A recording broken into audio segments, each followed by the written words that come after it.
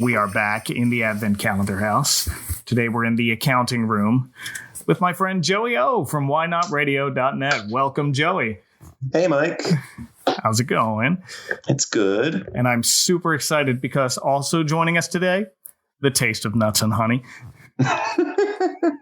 Did you say honey and nuts? I did. That's right. We're taking an important commercial break to talk about the now classic Honey Nut Cheerios commercial starring Scrooge himself, dating back to 1989, and has since become one of the longest running TV commercials in history.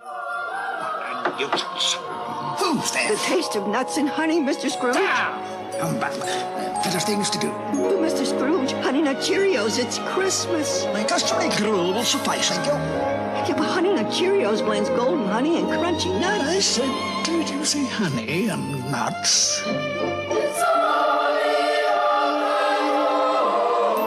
Merry Christmas, Mr. Scrooge.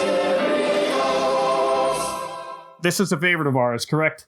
Yes. We have our famous bee voiced by Arnold Stagg, the voice of Top Cat.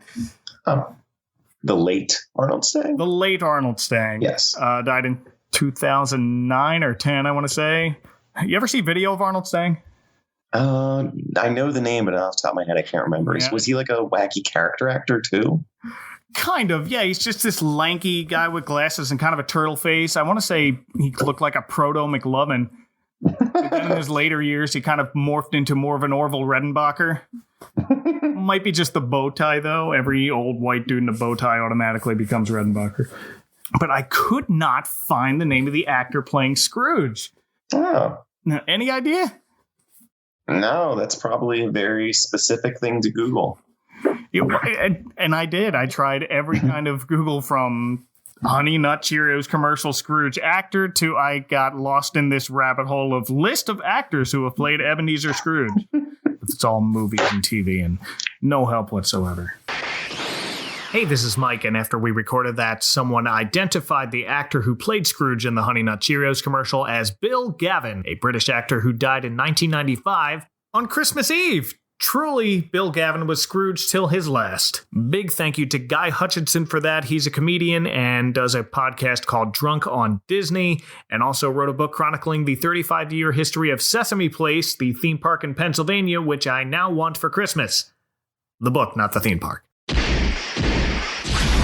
So here's the thing I think that makes it so memorable is the Scrooge actor's delivery.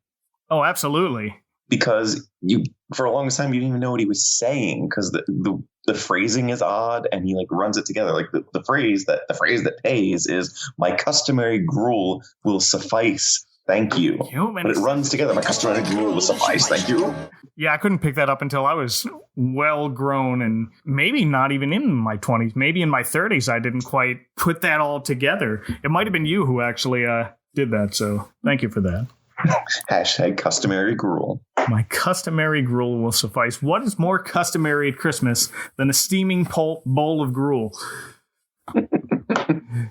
But yeah, it just ran in perpetuity. Like, I don't know when. You said it started, what, 1990? 1989. 89. According to the internet. Yeah, and every year. Do you know if it still runs now? I don't know. I feel like it must, but I haven't caught it in a while. And you found an alternate mix as well. I found an alternate mix somewhere in the mid-90s, in the PC 90s, someone decided to re-record both tracks. But the more important one here is the bee now says, but Mr. Scrooge, Honey Nut Cheerios, it's the holidays, instead of the original, it's Christmas line. Where's that noise? Go away. Who's there? The taste of nuts and honey, Mr. Scrooge. Come. I've better things to do. But Mr. Scrooge, Honey Nut Cheerios, it's the holidays. My customary gruel will suffice, thank you. Oh, I see what you're saying there. So, yeah. I'm not going to get political on the show about Christmas TV, but the war on Christmas. The war on bee Christmas. Stings. Yes. But the original line, he says, but Mr. Scrooge, Honey Nut Cheerios, it's Christmas. Like, Honey Nut Cheerios is an important part of Christmas. It's an important part of Christmas breakfast. As we know, Honey Nut Cheerios and Christmas go together like Shamrock Shakes and Groundhog Day. When I buy mine, I don't know.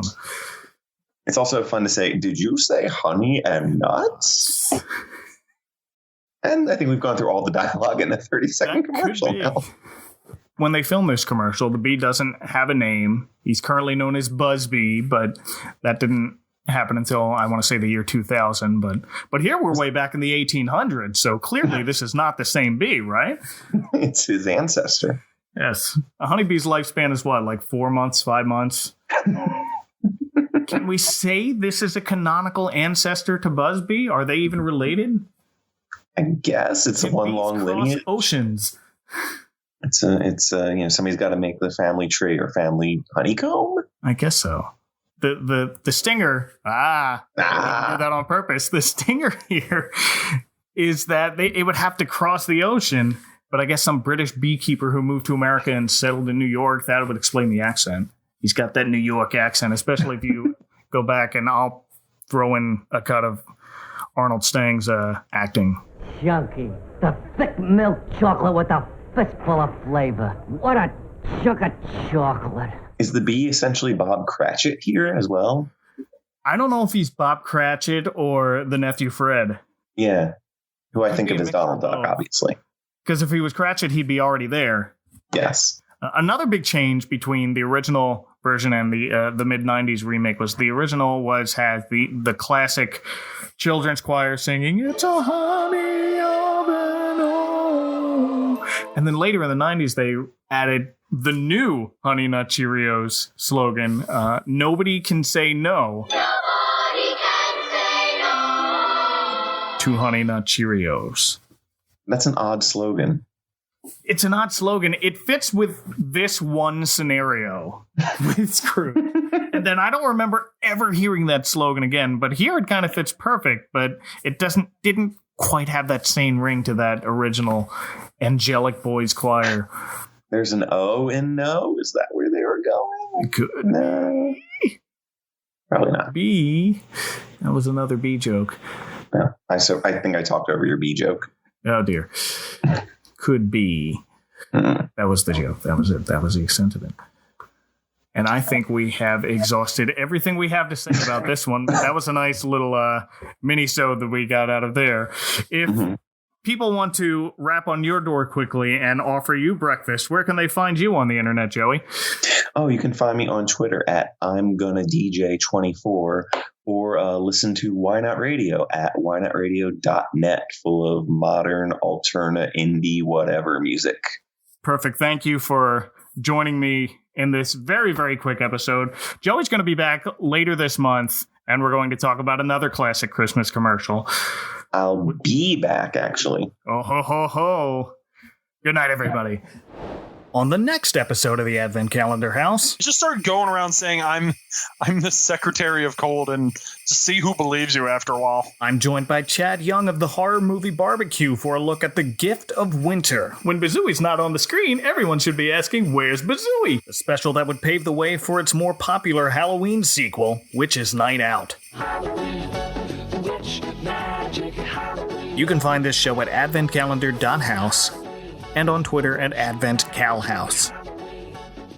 Please watch out for the icy patch.